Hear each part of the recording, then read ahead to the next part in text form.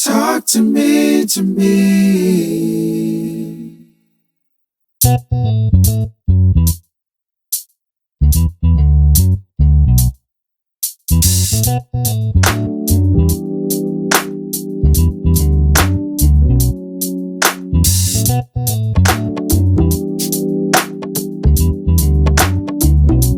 Majestic talks. Come and talk to me.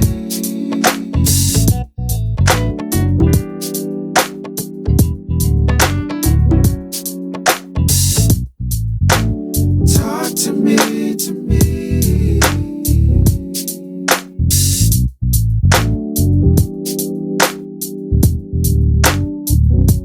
Majestic talks.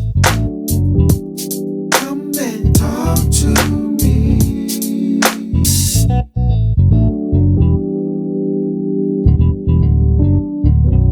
Majestic talks. Come and talk to me.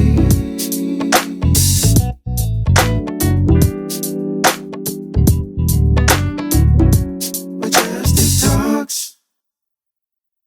Come and talk to me, to me. Hello, everyone out there. Welcome to the Majestic Talk Show. I'm your host, Latasha Morgan, professional Christian and mental health life coach here. We also have Natasha Gresham, the Reverend. Hello, hello, hello. I'm back with you again. I'm so excited. 2 times in 1 week. She just loved being on the War Rap Radio down here in the big old city of Saluda. We also have our guest for today, Jalesa and Beaufort Price. Beaufort and Jalesa, say hello to everybody. Hello, how y'all doing? Hi. How's it going for y'all today? It's good. How's it going for you guys? Awesome on this great, wonderful, rainy day. Yeah.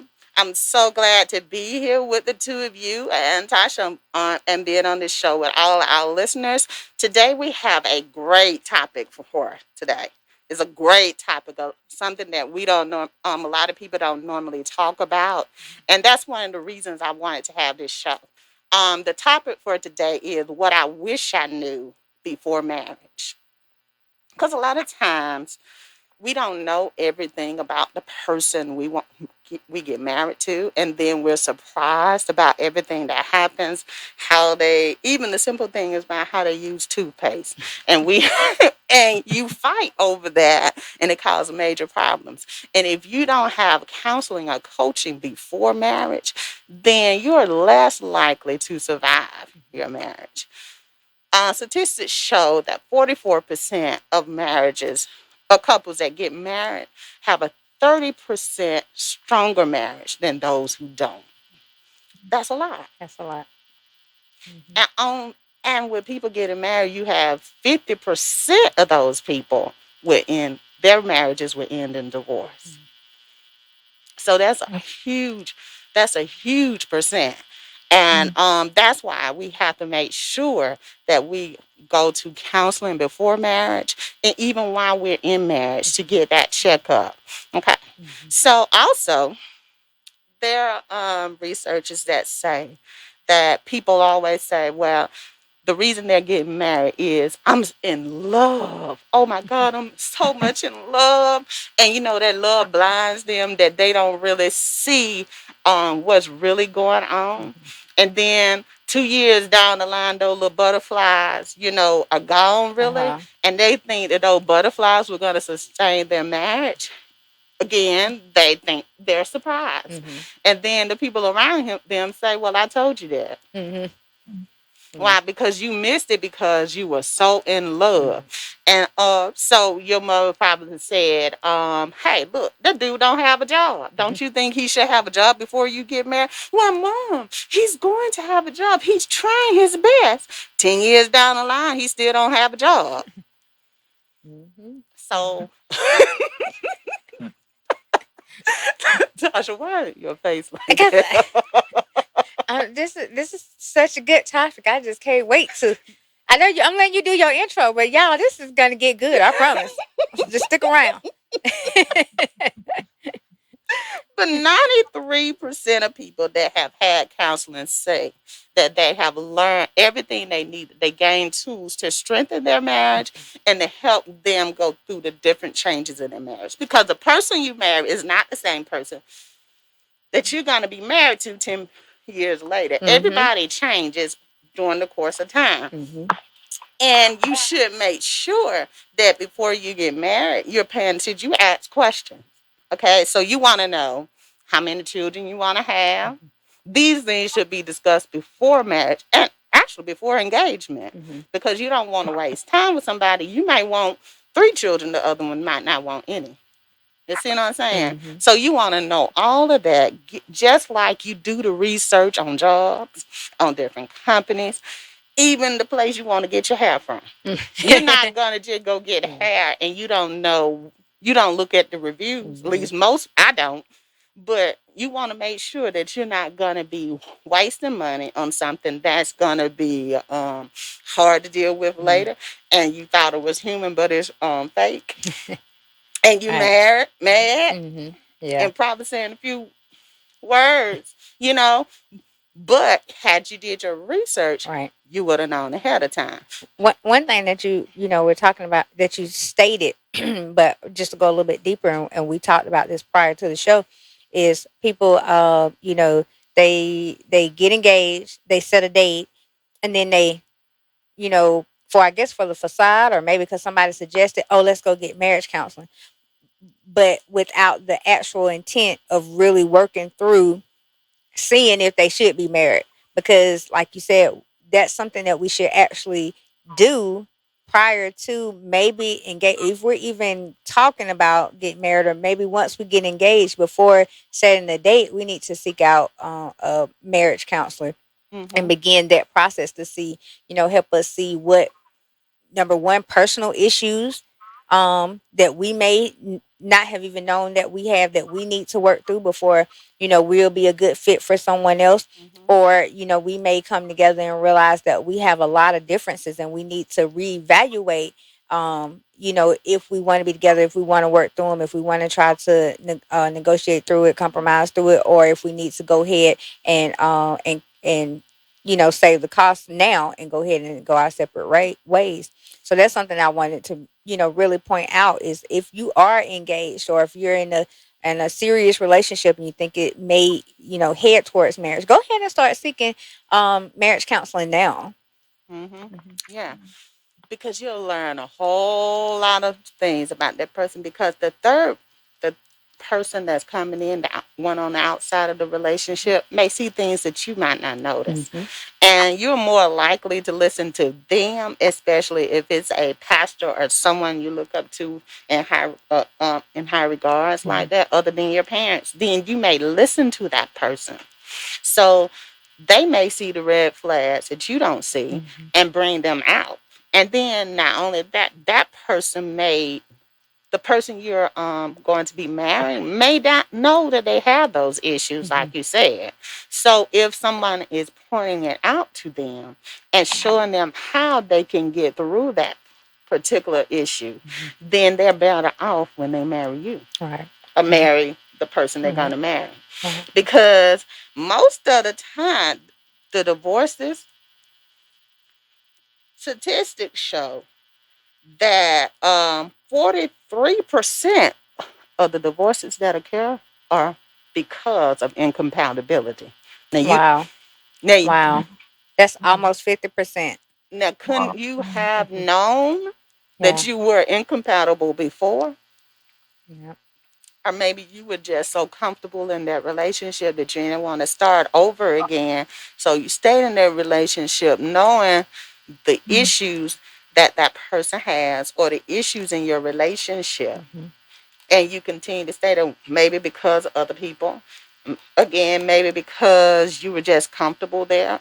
Or maybe you felt you were lonely. You didn't want to be an old Spencer. See, I'm 42. I ain't never been married, haven't been married or anything. See, I'm not in a rush. See, so you want to make sure that that person is working on himself, and you're seeing maybe the number of children you're going to have. You got to make sure that you agree on that. You got to have a plan for different changes, different seasons in your marriage. What if one person, you're married, one person can't no longer work? Something happens to them. What are you going to do? So you have to have a plan and know what you're going to do in those situations. And that's why it's good to have a coach or a counselor to assist you in those things. Blue and Jalesha, Yes. based on Yeah. everything, Welcome to Majestic Talks. honey, this is the happening. This is the place to be, honey. But anyway, what do you think about what we said? Do you think those things are true? And how did you prepare for marriage? Since y'all have, and let us know how long you've been married. Give us a little bit more information about yourself before you start telling us about your comments on what we just said. Okay. So we'll be coming up on 2 years, Mm-hmm. coming November the 30th. Prior to us getting married or even engaged, I would say we for sure took our time. A lot of people that know us and that we know were like, y'all took forever, or I've heard that it took y'all long enough. I'm like, but I mean, it was no rush. There was no rush. We trusted the Father, and we, were consulting Him first. And How long was your courtship? ooh, child. Look, here and there, back and forth, kind Oh of. yeah, I mean, at a certain period of time, for about 2 years, honestly, we there wasn't much communication. But overall, was it about 2 years or more? Yeah, It's been about 10 years or more. Mm. 10, like 10, 1-0. like a decade. Okay, all right. There I mean, was but no that was rush. we were like in like high school, like middle school, high school, So Okay. like I said, we had a break for like 2 years once we had gotten into our I guess young adult stage of life. And then we just, well, not us, but we just believe the Father brought us back together because honestly, what I can say attracted me to my spouse is just I always, at a certain age, I was young, but I knew that I wanted to have a man who feared the Father, and I didn't want anything less than that. So, um, as long as he reverenced him first, and I noticed that was, to me, that's just number one. Because your spiritual being is, if something happens, like, you all were talking about, what if someone can't work? Or, what if something happens in life? You want to be okay enough to where, and know that your spouse is going to be there to pray over you or cover you. So that was my biggest thing. What about you? Um, like I said, it's been about quite a few years. We old. Yeah, we feel like we getting old. Oh, okay. But it's it's just a constant learning process. And like she said, it's been about 10 years, but it's just a whole. Now it's just a totally different process now. Um, and I think my mom said it best before when we was on a 2 year break, and she told me that I had to learn. I had to learn Jalesa again. I had to fall in love with her again because I fell in love with her as a teenager or as a preteen, and she fell in love with me as a teenager. So that's all she knew me as. So that it's a whole different process now. So I want to stop you right there because I think it's amazing that when we were discussing, the topic, things we wish we knew before we got married, and Blue, if you don't mind me calling you Blue on L, no, that's fine. that that is what I told Tasha that I wish I knew. I wish I had understood, even myself. I didn't even understand this within myself how human beings, how we evolve, how we change, how we grow, Right. how we learn, and that the person, I didn't realize the person that I married in 2009 is almost a shadow of who I'm married to now in 2021. And I know oh goodness, I'm probably two whole shades different. so and so it's amazing that that was something that wisdom came and you did, and you were able to, that was a fact that you did know, or some wisdom that you did have prior to marriage, because I had to learn that inside Right. the marriage.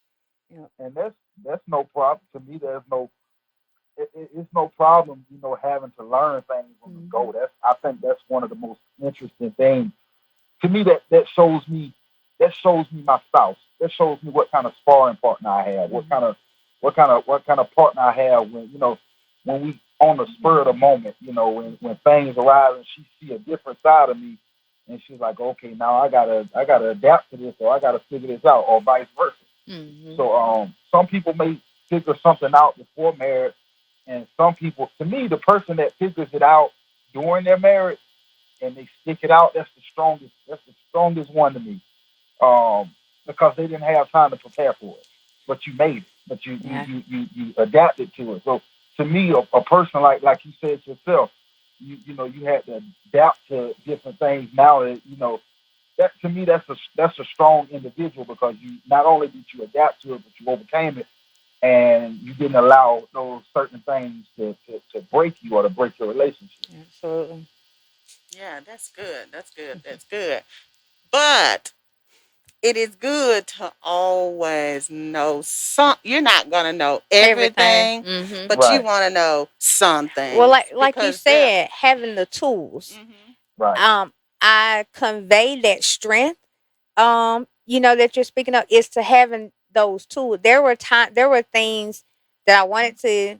I'm gonna tell you one thing that sticks with me, and again, after almost 12 years of marriage, which would have been 13 years ago in counseling, is that you cannot be upset about an expectation that's not communicated. Mhm. So yeah, a lot of times when I'm ready to eat to this day, when I'm like, why he didn't do this, or I can't believe whatever. Okay, I just have to sit back. Well, did you verbalize that, Natasha? Did you ask him that? Did you make wow, if I didn't, then I gotta go back to I pull all of my little want to be upset back and put it in my pocket, go have a conversation about it. Now it's in my pocket because after I done said it now. I'm gonna pull it out again, but right, but no, but I'm being silly, but seriously, that's a tool that I still have to use. I still hold on to from 13 years ago. So no, it doesn't stop us from miscommunicating. It doesn't stop me from getting upset, but I have something to hold on to go ahead and work on that issue or fix that. right, And you said something that's very important. Communication. Mhm. That is the main thing you should always do, because everything revolves around communication. A lot of times we think communication is, well, I was sitting there with you while you were talking. Well, what did I say? Well, I don't really know, because I was thinking about something else, but at least I was sitting there. In other words, that person was passively listening to you. To passive listen means is a one-way communication. That means I'm not listening to understand or comprehend what you said and to give a response, but I'm just there. It's like you're talking to a wall. And that's a lot of the problem. But if we actively listen, that means I'm listening. Clear mind. My focus is to make sure I understand what you say and respond to what you said. Because if I do that, say for instance, Blue was like, Are he y'all have an came in. example?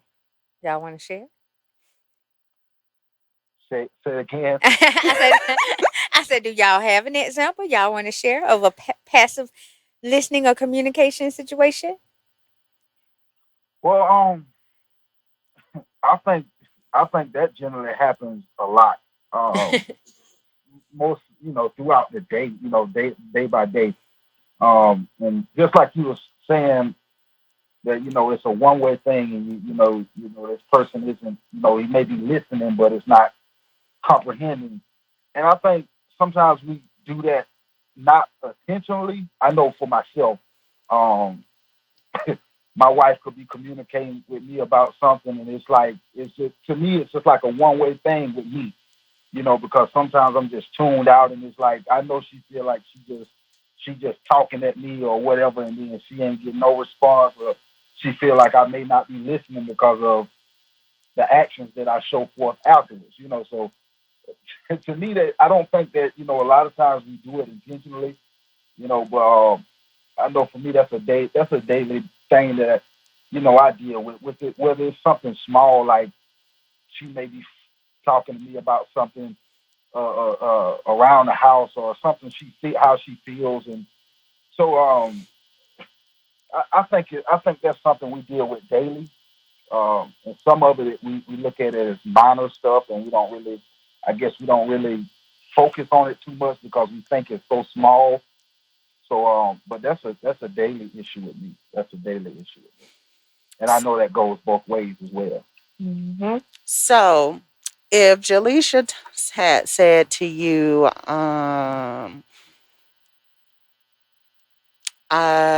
what's one thing that you said she talking about you about doing something around the house? So if you had sat and listened to her and then said, what I think you're saying is, now let me know if I'm comprehending what you're saying, and if not, let me know, and say it again so I can get it and I can understand what you're saying. Then Mm. she will feel like I'm being heard. You see what Right. I'm saying? Now, a lot of people don't just do that on the little bitty thing. They do that Mm. on a lot of stuff.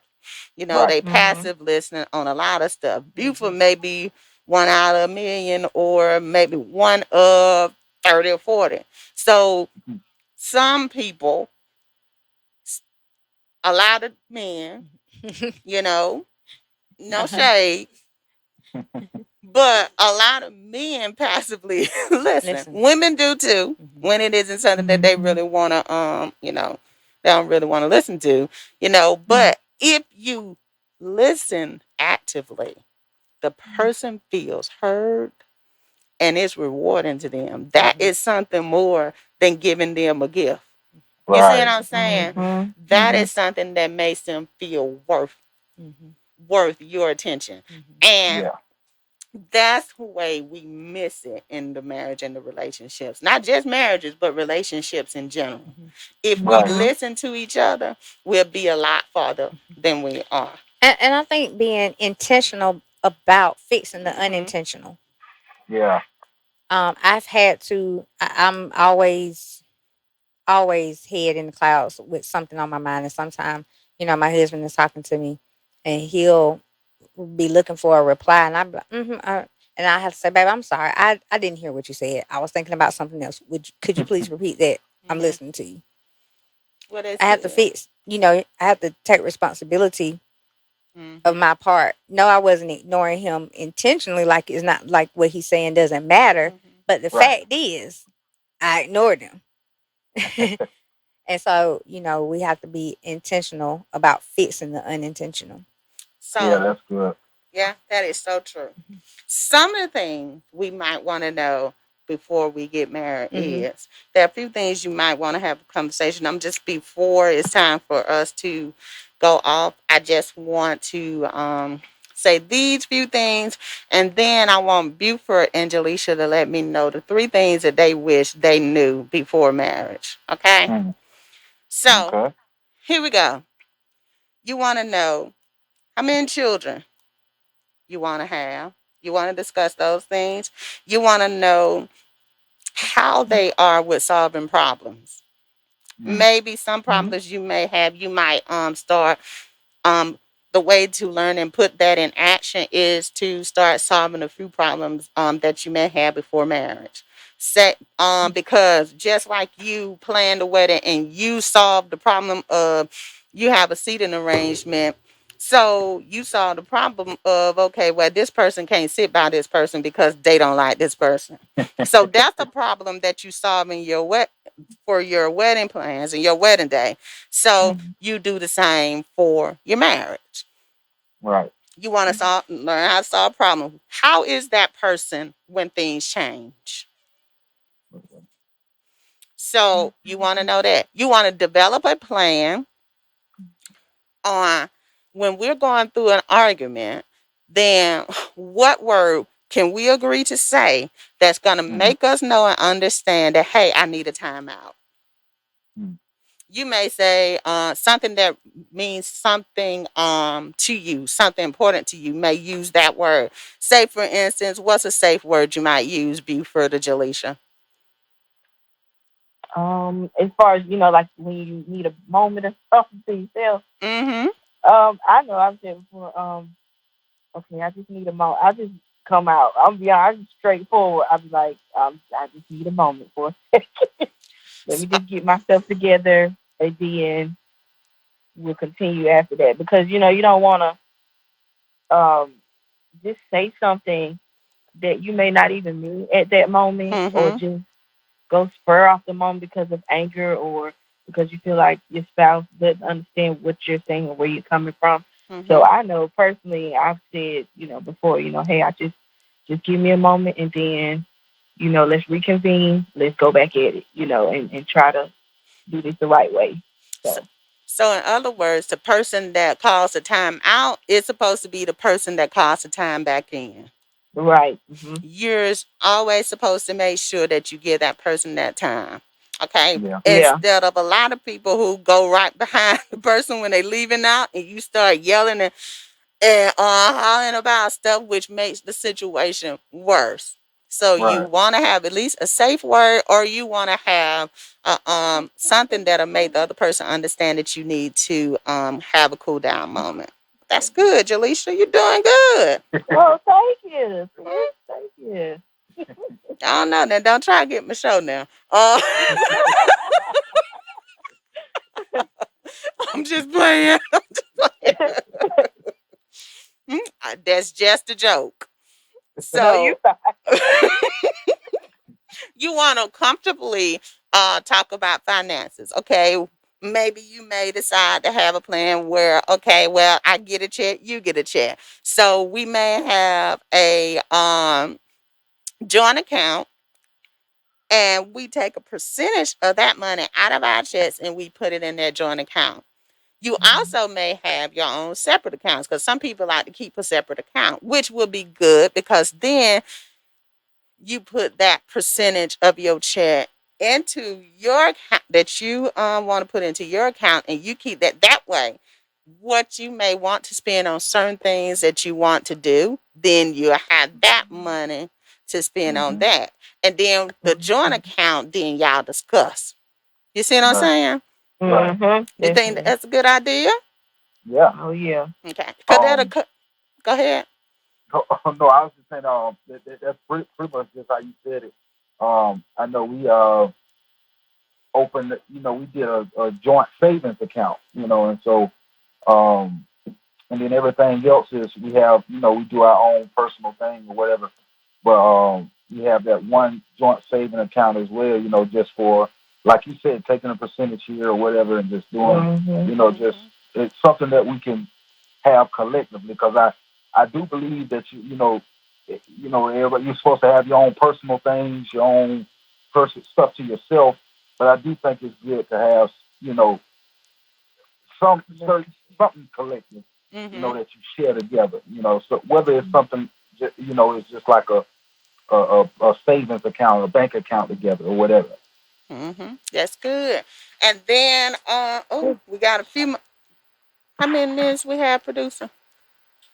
You had three. And say 3 more minutes.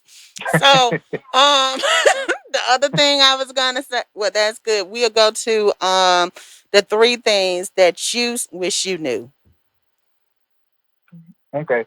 Well, the three things I wish I knew before getting married. The first one is the struggles behind actually learning one another Mm-hmm. inside a different element, and it's like what we talked about earlier. Um, relearning a person totally different. Like knowing, understanding now that this person is totally different than what it was when we were younger, or so it's just learning that person over again inside of different elements. Mm-hmm. And number two, the unlearned requirements of being a leader and being submissive. So on my end, learning how to, be a leader, because a lot of us aren't taught, Mm-hmm. how to be that leader in a marriage. We're not taught that. Most of our people aren't taught that, and a lot of women aren't taught as well how to be submissive. So it's on both ends with that. And the third thing is how to mentally deal with the struggles of everyday life and the problems of life. And that goes back to what you said earlier. Just trying to, making sure you have somebody that's there to be able, if you lose a job, or if we go through this or we go through that, how to mentally deal with that. Because again, us as a people, we're not taught the mental states of things. We're not taught how to mentally deal with stuff.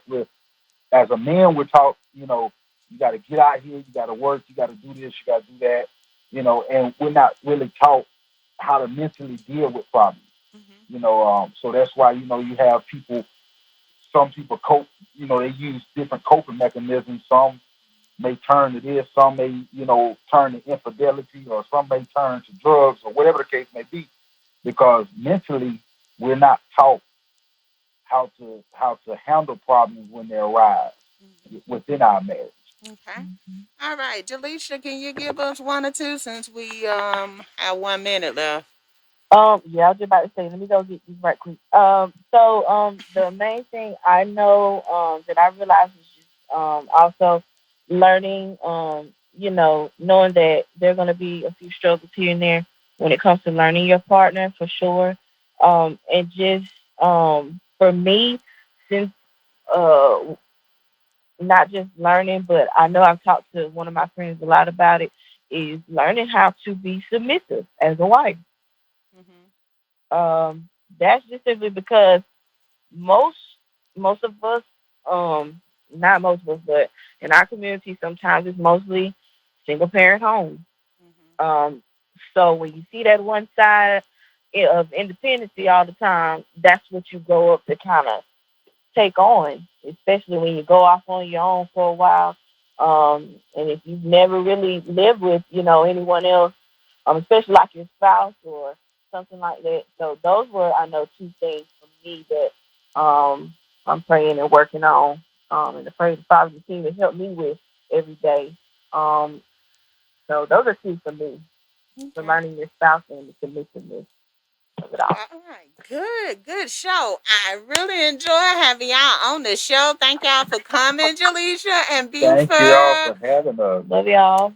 Yeah, Buford is the one that got me that jingle you hear every time on this show Well, and on hold on. I advertising. can't, I I said you can't take, got it. I can't take credit for that, because I brought that to my best friend Jonathan LeGrune, and he put all that together. He masterfully put all that together. So that the guy that you hear singing, that's him. He put all that together. So shout out to my best friend Jonathan LeGrune. He's the mastermind behind all that. Shout out to Thank bro. you, Jonathan. Thank you. I really appreciate it. But that's why I said Buford got it for me. Yeah, yeah. I took it to him, and he did he put it together. And I love it too. So I really appreciate it. So thank you for getting it. And Jonathan, thank you so much for doing it for me. Everybody, thank you for being on this show. And thank you, listeners, for listening to the show. We really love and appreciate you. Thank you so much. I'm your host, Latasha Morgan. We'll see you next time on the Majestic Talk Show. Good night, everybody.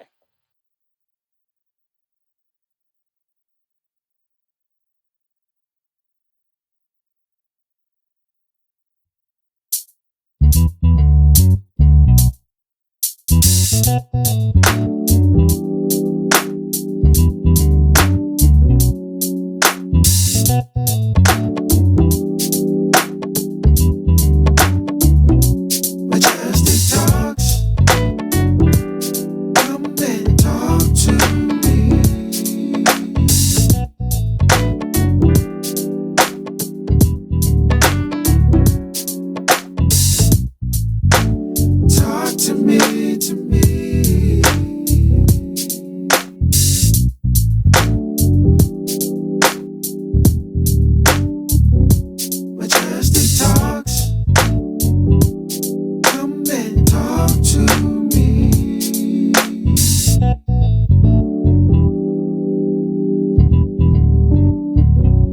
Majestic talks.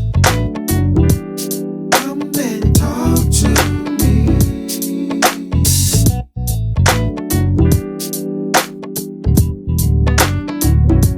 Majestic talks. Come and talk to me, to me.